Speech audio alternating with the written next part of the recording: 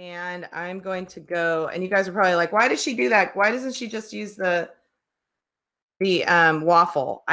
This is just how I go in. That's just the way it works. Okay.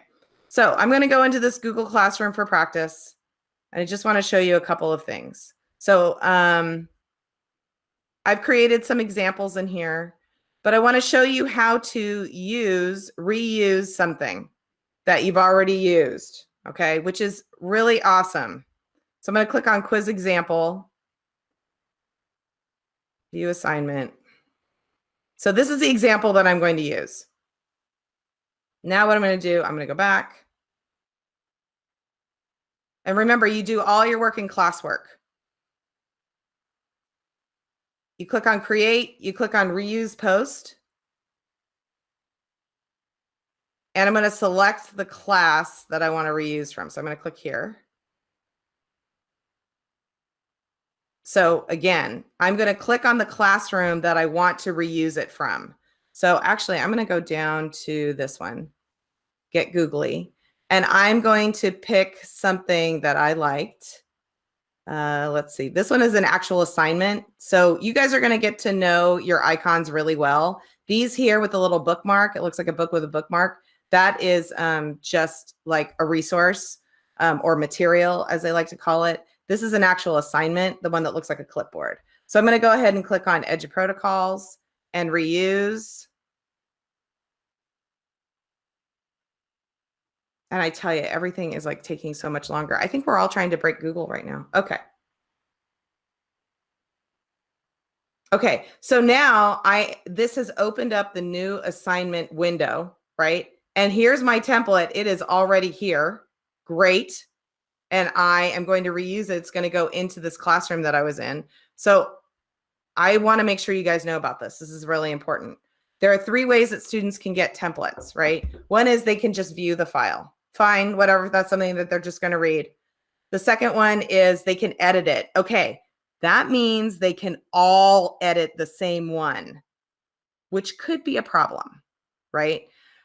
Instead, you want to make a copy for each student. Now, if you're going to make that decision, you got to make that now because you can't change it later. So make a copy for each student. I'm going to go ahead and click on that. All right. And by the way, there's no presentation for this particular. I have no slides for this one. So, okay. So there's that. Someone wanted to talk about rubrics. I'm going to go ahead and talk about that right now. When you assign, you always have this panel on the right. You can assign it to more than one classroom. So let's say, okay, I teach secondary, so I've got 4 of the same class, and I have different classrooms for each one. I want to assign it to every single one of them. It's something that I can assign to everyone. So I just click on the different arrows. I just click on the different boxes for the classes that I want to assign to. Okay, great. So it's going to go to all those kids. Here, it's all students. I can't like parse out different groups of students. No, not now, because I have chosen more than one class. If I had chosen only one class, and I think this one has students in it, and I apparently have to assign it to this class. If I click on all students, if I had students in this classroom right now, I would see a list of the students here with little check boxes. All right. So ungraded, I'm going to go ahead and click in here, and I'm going to say it's 10. It's worth 10, and it's going to be due. Let's see. I'm going to have it due on the 6th, and the time is optional. 11:59 is good for kids who are distance learning, right? Okay, so someone has on there. Does someone have someone's got on their microphone. If you could mute, please. Okay, I'm going to click on rubric. Now you can create one, reuse one, or import one from Sheets. So if you already have rubrics that you've created and they're in Sheets, or you have imported them to Sheets, or you've created, whatever, then you can go ahead and import from there. I'm just going to go ahead and create a rubric. Okay, so here we go. Add the criteria you'll use to evaluate student work, as well as any performance levels or blah, blah, blah, blah, blah. You guys can read that. Okay. Set the order of points by, I'm going to go descending. And so this is, you're going to set this up just like you would any other thing. Okay. I'm going to put, let's see, grammar.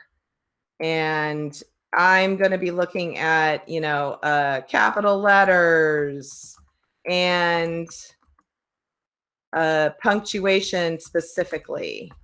All right.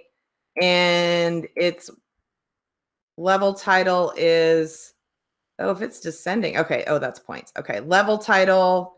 I don't know. Grammar. No. I'm going to say 4. Highest, right? Okay. So I'm going to add a level. Points. You get 1 point. Oops. Must be, oh, this is where you put the numbers. See, look, I forgot all how to do this. Okay. 4. And this is going to be 3. And then I'm going to add 2. And then I'm going to add another one. 1. I'm not going to give a 0. Okay. So level title is best. Good. Needs work, so on and so forth, right? Okay. That's it. So I'm going to just needs work. Needs a lot of work.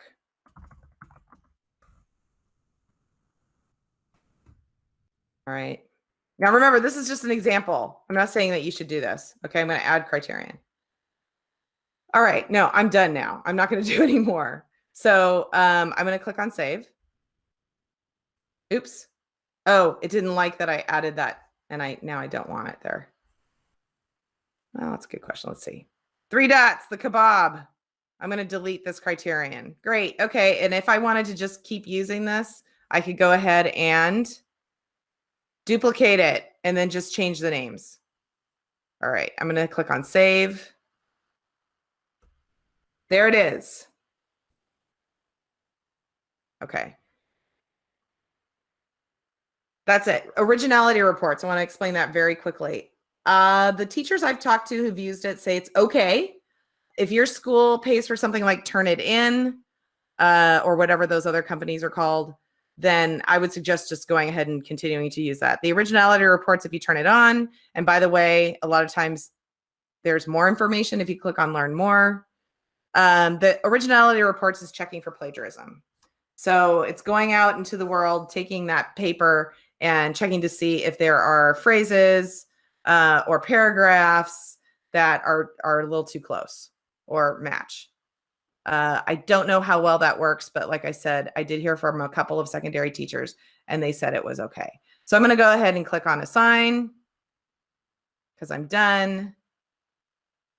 And my assignment should show up. Okay, so someone did say, and I thought this was really interesting. They said, how do I keep my stream from being so long?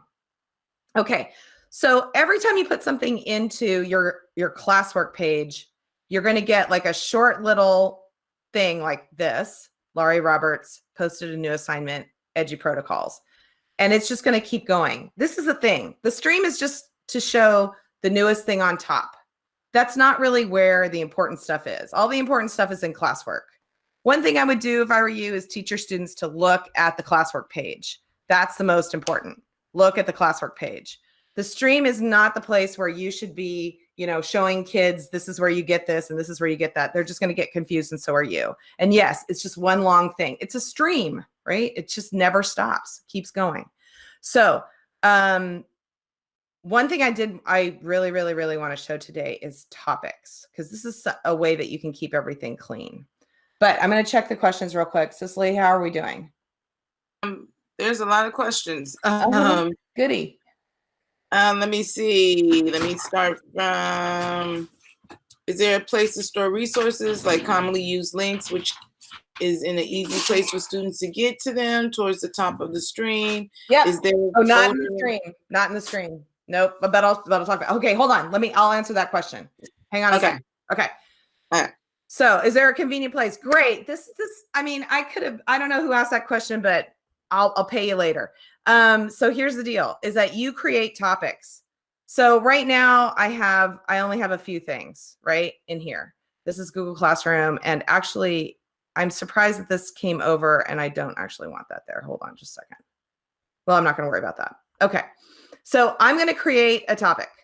So let's say that you are an elementary school teacher and you are using one Google Classroom to teach all your subjects. That's what I suggest. I really don't suggest having different ones for different subjects if you're an elementary school teacher. So I'm going to create a topic. And that topic is going to be math. Add. And I'm going to create another topic. Create topic. And that topic is going to be reading and writing. Great. Add. And I'm also going to create one for history, or social studies, whatever we're calling it now. Sorry if I offended anyone. And I'm going to create one. This one's for you, John. This is science. Science. And you could create one that's just, if you want, general resources. Okay, now you may or may not have noticed all my topics are now listed down the left-hand side. They are also down here now. Okay. So if I want to add something to a topic, if I've already started creating assignments and I did not have topics before, so I'm going to, here's my quiz example topic, or my quiz example assignment. I'm going to edit it. And down here on topic, I'm going to click here and I'm going to say reading and writing. I'm just guessing. I have no idea what it is. Okay. Save.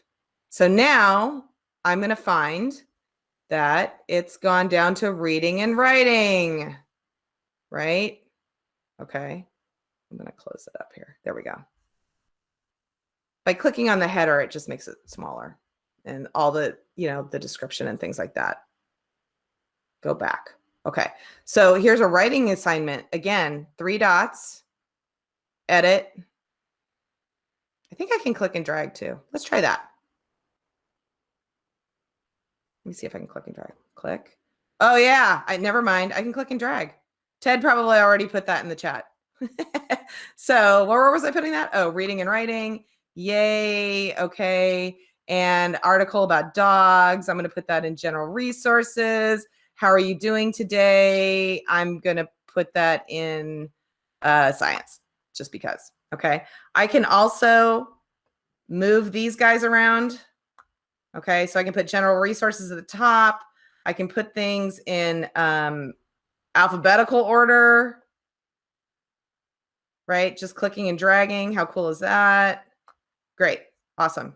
So that is topics. Use them. It's going to make your life a lot easier. It's also going to make your students' lives a lot easier. Let's see what that did to the stream. It didn't do anything. That's fine.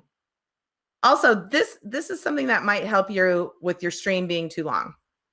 If you click on the settings here, you go down to general. Classwork on the stream, I'm showing condensed notifications. You can also hide the notifications, but you don't really want to do that. This is like showing the entire, show attachments and details will show the entire assignment.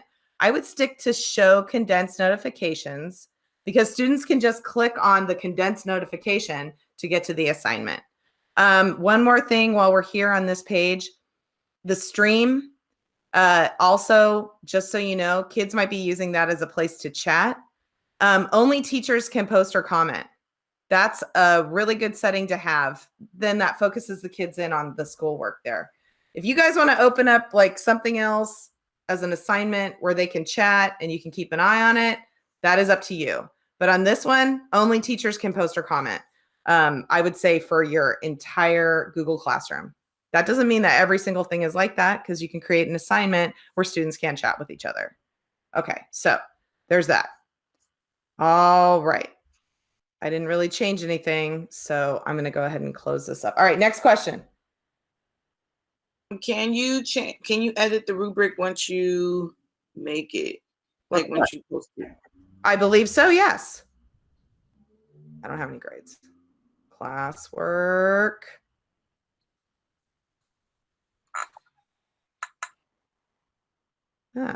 Where are the rubrics now? Hey, Ted, where are the rubrics? Ted's my phone a friend. Yeah, the rubrics is it's in your Google Drive, obviously, and it's got its own little place. But the best thing to do is always just go back to the one that you just used. Okay. And then that's the big thing. A lot of people are worried about organizing their Google Drive through this classroom. Let me tell you, you don't need to, especially if you've already have resources from years before. You can even go into archived classes and get stuff out. So you don't have to worry about organizing your Google Drive as long as you have a really good Google Classroom already set up. Okay. And again, like you were showing, the reuse thing, you can pick from anything. As a matter of fact, all three history teachers, we look at each other's Googles, and sometimes we can share work that way. And that's worked really well over the last couple of years. Okay, I'm going to shut up. No, that was great. Thank you so much. That was perfect. And actually that kind of leads into what I wanted to talk about. So let's go back to that. Let's go do the rubric. And what did we put that on? Quiz example? I think so. View assignment. Nope, that's not what I wanted to do. Was it there? Quiz example. Click on the 3 dots.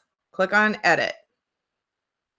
Click on, no, that's not what I put the rubric on, I guess, because there's a plus next to the rubric. All right. Ted, can you just answer that question? Can you change the rubric once you find it?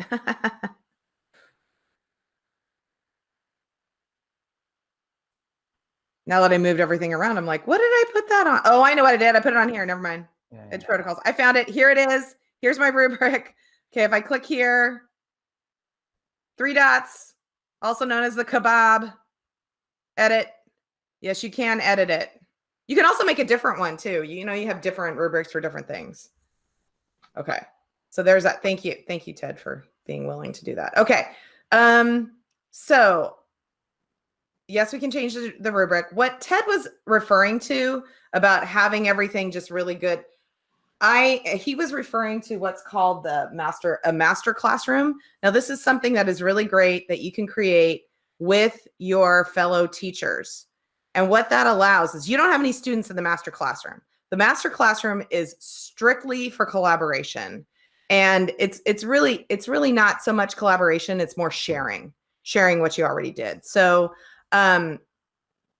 this is a great way, division of work right now. So let's say all the kids are working on all the different classrooms within a grade level are working on the same things. So you come together and you decide, okay, so how about you do the math lessons for the week, and you do the reading lessons for the week, and I'll do the science and history lessons for the week, right? Okay, so you can plan those out. What you're going to do then is you're going to create a classroom, a Google Classroom, that then you're going to have the other teachers as co-teachers. And so the way that would work is, here I am in my Google Classroom. I'm going to add someone as a co-teacher. I think I already have someone, people. I do. I have Cicely Day. She was invited. But the way that you add a co-teacher is you click on the plus, invite teachers, the plus, person with the plus. And I'm going to go ahead and add, Ed. There he is. Okay. And I'm going to invite him.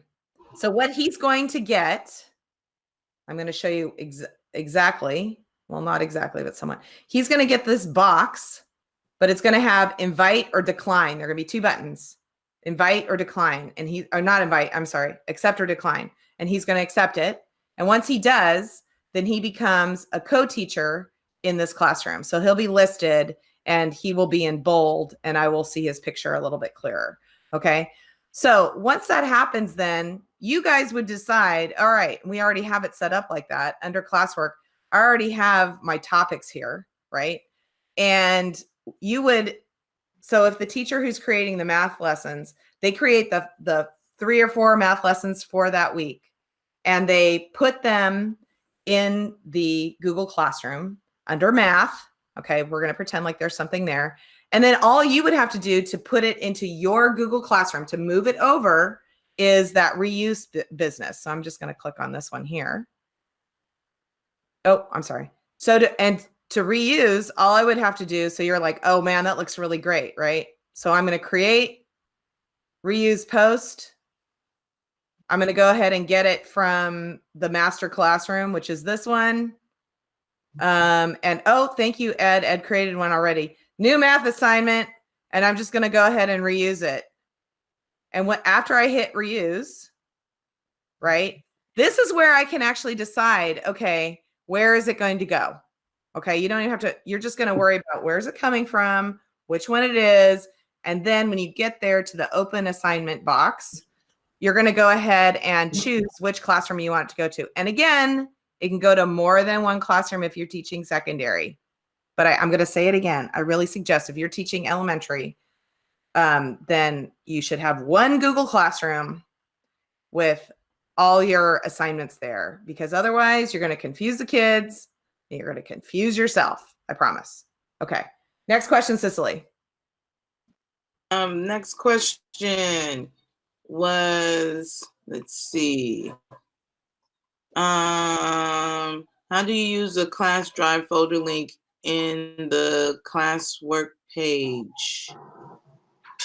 Oh, and then there was a lot of ones about comments. If you turn off the comments, how can students still comment within an assignment? If students have a question or assignment, how do they ask the teacher a question? Okay. I'm going to deal with that one because I wasn't really sure. That last question, what I'm going to show you is that, so here's the deal.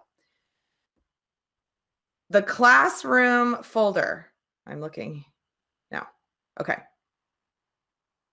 When you create a Google Classroom, it creates a folder for that Google Classroom. So here's this classroom that I've been using today. As you can see, I've been involved with many different classrooms. These are also classrooms where I've been the co-teacher. Okay, just so you know, that's why it looks so crazy. So if I click on Google Classroom Practice, I open this up, and you notice there are going to be things like the blank quiz that I went and created through Google Classroom, the template that I'm using in one of my assignments, and here are the other ones that I'm using in the assignment. Okay, and then there's a folder, and this is where the student work would go. So for every assignment, there's a different folder. Okay. But within that, just the general folder, that's where your stuff goes. Okay. The stuff that you've created through Google Classroom. So I think Ted made a really, really good point when he said, don't worry about how your Google Drive looks like right now. You can worry about that later. That's like a summer project. But you know, if you're just creating things through Google Classroom, they're going to go into the correct folder in your drive. You just have to trust that one. So really, this is really pushing. Yes, this is pushing you to create things in or through Google Classroom. Okay, so consider that. All right, but if you have created something already and you created it using Google, if you created it using Microsoft and you upload it to Drive and you want to use it with Google Classroom, there are a couple things you want to make sure. You want to make sure that it has been converted to a Google either doc or a sheet or a slide. Otherwise, it's really not going to work. The only way it's going to work is as a PDF. So if you just want kids to read it, not a problem. Okay. But if you want kids to do things with it, you're going to have to convert it. That's really important. And if someone needs to know how to convert something, you can go ahead and ask me in the chat and I'll try to get to that. All right. Wait, what was that other question I was going to answer? Cicely, you just asked me. Now I completely forgot. Look how that works. It was about comments. Like, so when you turned off the comments, how do students comment or ask questions if you've turned off that feature? Okay, so I don't know if this is going to work because I don't have any students in here, but I'm going to try it. Let's see. I can tell you. Okay, go ahead. I'm going to see if it works. So, Edit. no. Okay, go ahead. If you turn off the comments for the stream, Yeah. The kids can still answer back to you in your classwork. So under any assignment you put out in the class comments, they can still make a comment to the whole class, or they can make private comments. Just they can't initiate anything in the stream, which is what usually goes crazy when they first get into a Google Classroom. Right. Okay. So they can go ahead and comment on an assignment. Assignment, yes. Yes. In the general comments, or they can make the private comment under their particular work. Okay. Great. So it's either public for the whole class in the under the assignment itself, or private in their own assigned space. Okay. I'm going to go to a different classroom because I don't have any students in this one. I'm going to go to this one because I know I have students in here. Okay. Classwork. Edge protocols. I'm going to go to edit. And yeah, they can still go ahead and put in it's different. They've actually changed this. So it used to be that you could actually say, this is what I want students to be able to comment on here. But yeah. Okay. Thank you, Ted. All right, next question. Moving on. Okay. How do we see the students' points for all the assignments? And then I think someone already answered that. Can I set a notification for when students leave a private comment? How can I create a classroom out of a master classroom? So the master classroom is you create a master classroom, but that's separate from your own classroom, right? So those are just two different things. You can't create a classroom from a classroom. You can, in that you're going to copy and paste an entire classroom. But in this case, you don't want to do that because you're going to have all the lessons in the master classroom and you just want to copy it assignment by assignment. Yeah, Lori, just it's really important for everybody to understand. It's always good to start with a blank template every year and you add in the new stuff. Yeah, because if I you agree. have stuff from last year, the kids get really confused. One thing I do want to show, and this is important, is that if you're creating an assignment, I'm going to get out of here because I don't want to mess this one up. Okay. If you're creating an assignment,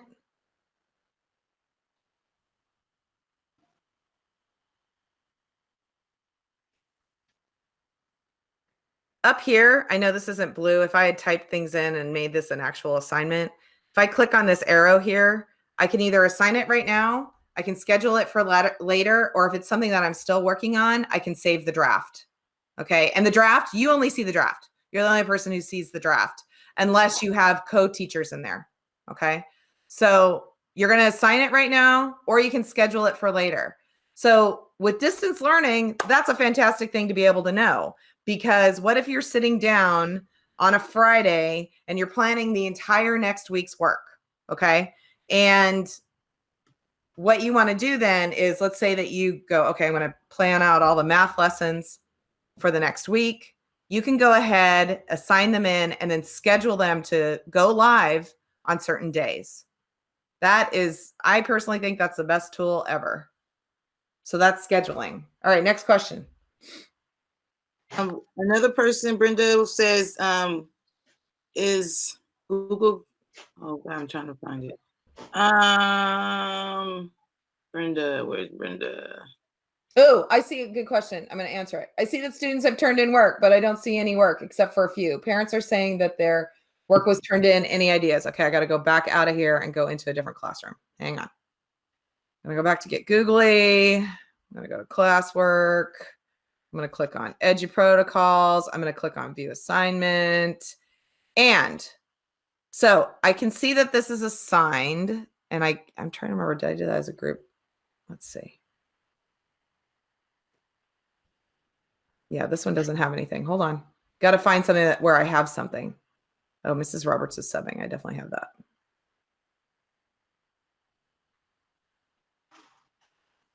Now this one I did by groups, so that's going to be interesting. Let me see if I can find it.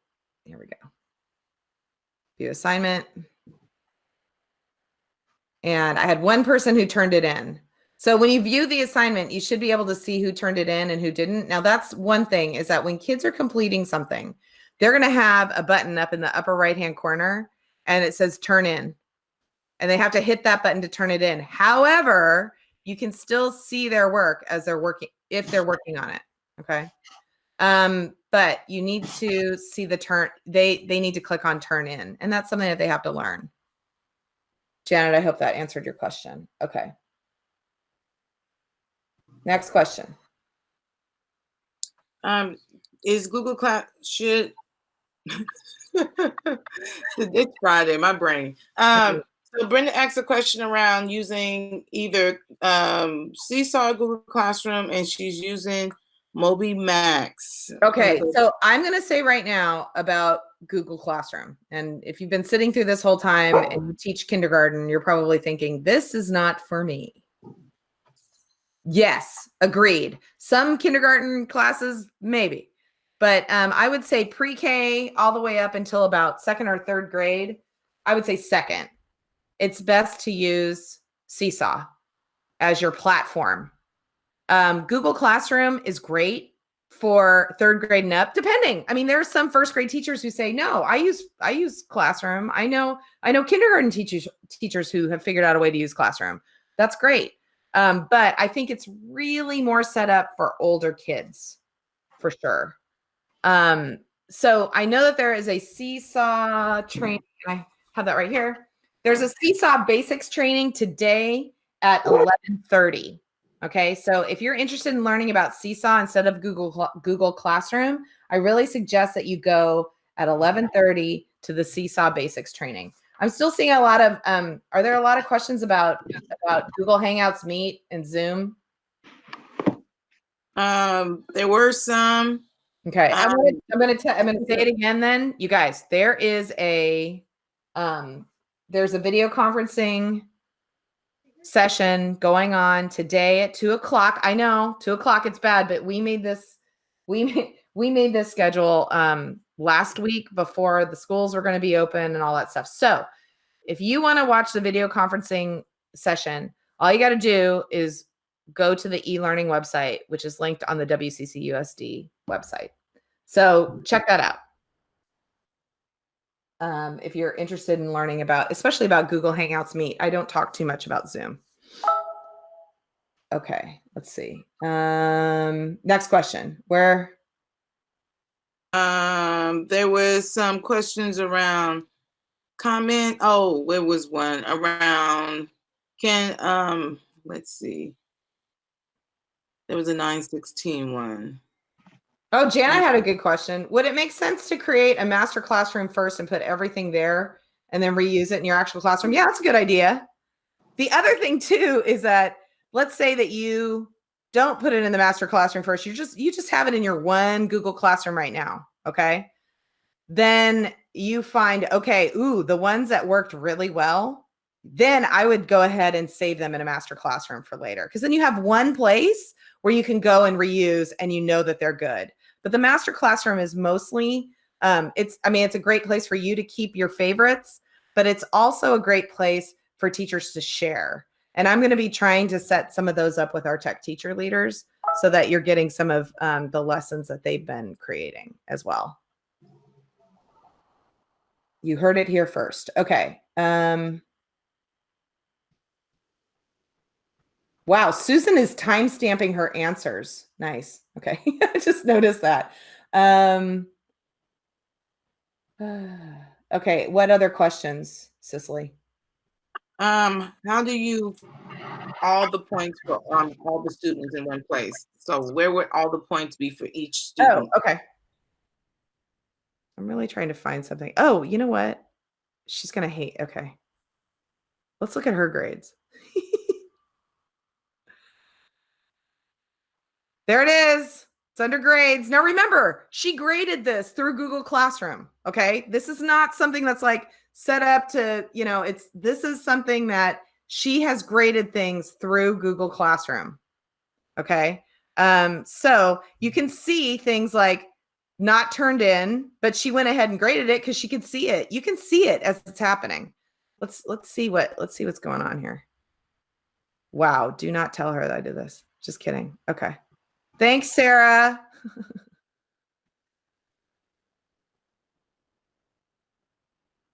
Wow, this is pretty fancy. I'm going to view the assignment, see what happens. Look at this. We have kids who did it late. We know who resubmitted. Okay. And then we have some missing things, but I can also see where they are, right? Okay. This kid is extra because she put a GIF in as her picture. Okay. Anyway. Missing. So I see these things that are missing. And it could be that it's missing because it's not due yet. Okay. But it tells you right at the top who's turned it in, how many kids it was assigned to, and how many have been graded. All right. So there's that. I forgot I had that classroom in there. All right, next question. Can you remove a teacher from co-teaching? Oh, good question. You did that, and then can you add a co-teacher from outside of the district? You cannot add a co-teacher from outside of the district. Okay. Okay, sorry. I know that would be awesome, but no, I don't know. You can't. You can try. I'm trying to remember. I turned something on at some point, or I asked for something to be turned on. So you might be able to. You can try for sure. Let me go back into my own.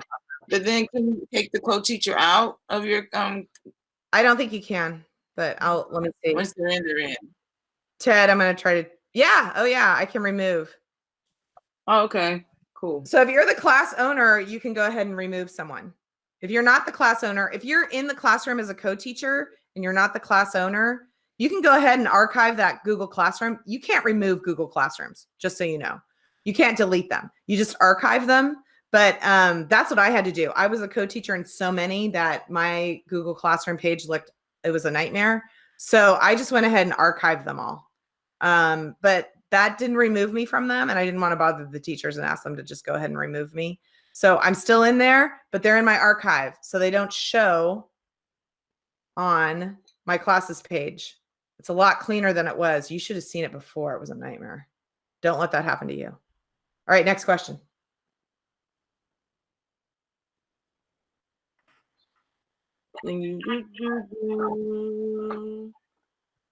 There's a question about gradebooks. Do we need to download Google Gradebook?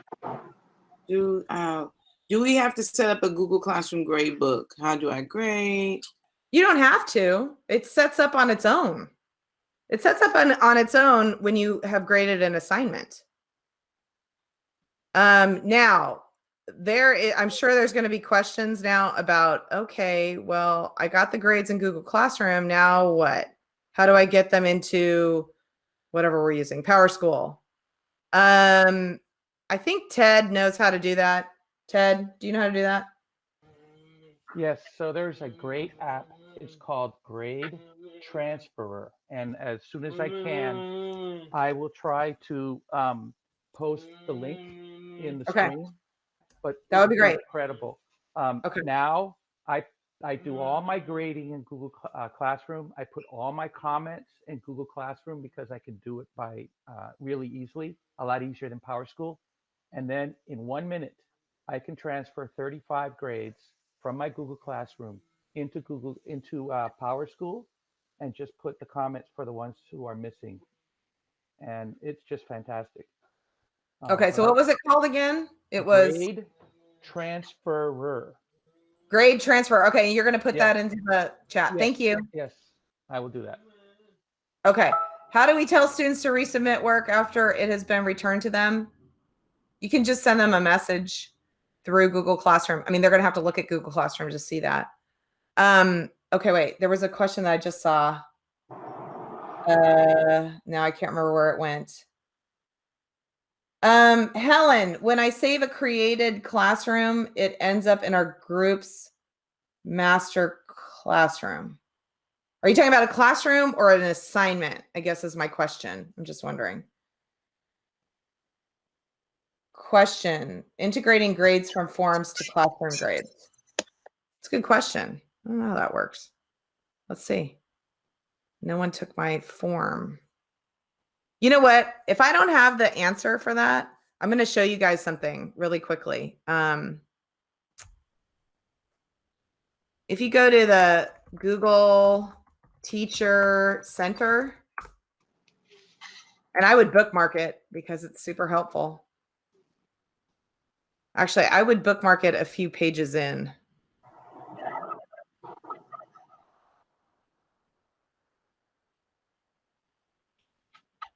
And you click on resources.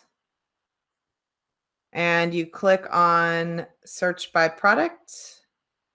And you click on classroom. And help center. So if I were you, if you can go through and find it that way, or you can just probably type in Google Classroom Help Center up at the top here. But if I can't answer your question, because I don't remember, I don't have students. I have you guys as my students. So it's a little different. So it looks very different for me in terms of working with adults. So, you would put in, how do I grade a form? Let's see if it comes up. Tips for using form quizzes with Classroom, grade and return an assignment. So there's got to be something in here, probably one of these, that will explain it. But a lot of times the answers will be in here. But also, this is one thing I really want to share. We're learning as we go too. Everyone's learning as we go because this is, something that has never happened before. So please just you be open to learning as you go with your students, and tell your students that you're learning along the way as well. Okay. Hey, I'm learning this too. So we're going to give this a try and I'll see whether or not it works. Which is just, a longer way of saying click around, try different things. You're not going to break it. I promise. You're not going to break it. I promise. And if you have a question, you can go ahead and try emailing eLearning. Francie is really great answering very quickly, but also, or you can try emailing me, but it's taking me forever to get to my emails. So the fastest way is to actually Google your question. There is so much out there. There are really great teachers out there who post videos on YouTube about all these really cool things they're doing on Google Classroom. Definitely check those things out. Because let me tell you, I am no expert. Ted is close to being an expert because he uses Google Classroom a lot, but we're all really busy. It's a lot faster if you just Google your question. Lori,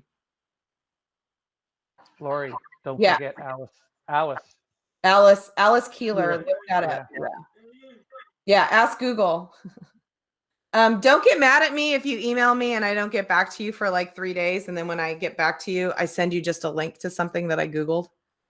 I've done it. I have done it. Sorry. But yeah, that's the way it goes. It's 9:35 and I said we go a little late. I'm going to look. Are there any other, Joseph, also, is there a way to keep students from resubmitting assignments after I send them back to them so they can see the comments I leave? 20 emails alerting me that students have resubmitted. Oh, Joseph, I'm going to guess that you want to get rid of those. First of all, you want to get rid of those notifications. I'm going to show you guys. Let's see. Let me go back to the Google Classroom. And notifications. Now I can't remember where notifications is, where they put it. There's a way to turn off the notifications. It's in the general. You have to go back to your original Settings. The big one, the big settings, I think. General. Keep going down. That's all I have. Yeah. Hold on. I know where that is. Yeah. I do. It's actually Yeah. It's in the help center. But also it's in when you open up all of your Google Classrooms. Oh, right. That's where it is. Where you go to the classes page. You're right. Yeah. Yeah. Click here, click classroom. Right, there you go. And then I click on. No, upper. Go back up there again. Go to settings for all of them. No, to the left, all the way. To the left. Oh, right. Okay, sorry. Down to settings, all the way. Well, they hit it. Okay. Yeah. There you go. You guys hear that? So you go to class, you just open this up and you go to settings. This is your settings for the whole thing. Yep. Now notifications. I turn this off. Receive email notifications. I actually don't want to know. You don't need But to when get you- all those emails, Joseph. You really don't. when you You turn it can just on, turn that then you off. can pick. Go ahead and turn it on. Then you can pick from the rest of the So stuff. there we go. There So you if I go. turn it on, I'm going to tell it which ones I want. Oh my gosh. Which ones I you don't. want. Guess what? I don't want I know any. you don't. I don't want any of them. If you're checking your Google Classroom, you don't need to get emails about it. All right. there you go. And then is there a way to keep students from resubmitting the assignment? Ted, can you just close the assignment? Yeah, you can actually, well, they're still going to do it, and all you have to do is just resubmit or just turn it back in. What I usually do is when I have kids doing that, I just turn it back in so I have it clean. Because what I'm looking for is any resubmits in my view all. When you go to stream and you go to view all, I will have a list of all the assignments and who's turned it in, who's still assigned, and who's been graded. And then I just look for resubmit, who's turned it in. And that's how I can go back and fix. And if they don't leave me a message to remind me why it's in there, then I just turn it back in and keep going. Okay. Yeah, perfect. Okay, thank you. Okay, so Mary Hamilton said, thanks for the learning opportunity. Learn tons, just need to practice. Yep. Guess what, folks? Practice makes permanent, does not make perfect. It makes it permanent. So if you don't, and I'm going to say it again, if you don't use it, you lose it. I've had a lot of people come to these sessions and say, well, I learned about it in Ed Tech summer camp, but I haven't used it since. So you probably lost that information. Anyway, things have changed so much. Are there any questions that I need to answer right now, Cicely, before I go off to take a quick break before we have oh, and by the way, folks, at 10 o'clock, 10 a.m., we have EdTech office hours. So please come. If you have burning questions about whatever, I can answer your meat questions there too if you want. I guess somebody wanted to know how can we share the Bitly with other teachers outside of the district? The Bitly? Which Bitly? Oh, any of the Bitlys? Yeah. I mean, most of them have been opened up to what I'm finding is that if teachers are trying to get in from other school districts, I go ahead and I open up that resource to everyone with the link. Because honestly, right now it's all about helping each other. You know what? I'm not trying to make a buck, really. I'm just trying to help everyone. I think we all feel that way. Julia, you asked Seesaw versus Google Classroom. Depends on your grade level. I'd say K2. I would go with Seesaw. Otherwise, I'd go with Classroom. And yes, thank you, Mary. There is a Seesaw training today. Actually, this morning, 11:30 at 11:30. Seesaw Basics. And let me tell you, Darcy has that one dialed in because it's going to be her third time giving that session. All right. So, all right. Can you can't turn submissions off for an assignment. I don't think. Ted, you can't turn submissions off at all, right? You can't just say, no, you got to stop submitting. I think you just got to tell the kids, stop submitting. I'm done. I'm not doing it any further. I think that's a communication. You just have to say, I'm done. You can go ahead and keep resubmitting, but I'm not looking at it anymore. Exactly. And a lot of times I have some kids, I'll turn something back. 2 seconds later, they've resubmitted it because they think something went wrong. And it just happens. But you know what? Once they get trained, they don't anymore. And it works pretty seamlessly. I mean, this is really the whole classroom. I don't even need a website anymore. Everything's right here. Yeah. Yeah, no, I agree. It's pretty amazing. It is really amazing. Google Classroom has gotten so much better just in the last 2 years. All right, folks, I'm going to go ahead and hang up because I got to take a tiny little break before I run off to office hours. Come to office hours. It's fun. Just come to office hours. Hey, Lori, thank you so much. Oh, thank you. Oh my gosh, thank you. And Ted, thank you so much. You're the bomb. I really appreciate it.